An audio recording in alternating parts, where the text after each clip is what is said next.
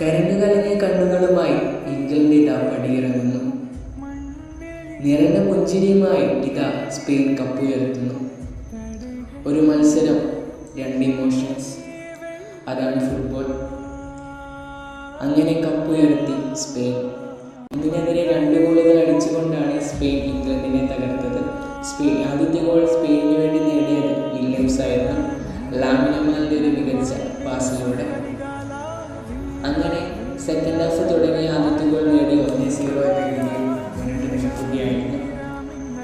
ഒടുവിൽ ഇംഗ്ലണ്ടിന്റെ കോച്ച് ഒരു പ്ലെയറിനെ സബ്ബായി ഇറക്കുന്നു.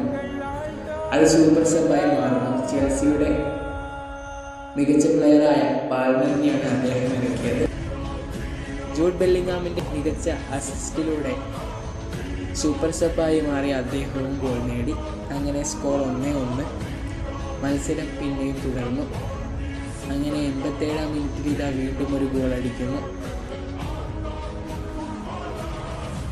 2-1 എന്ന രീതിയിൽ ലീഡ് ഉയർത്തുന്നു.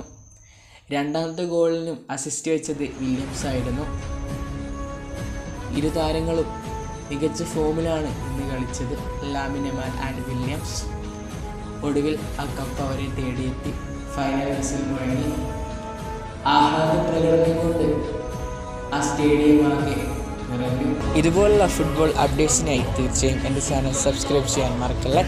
Signing off football special.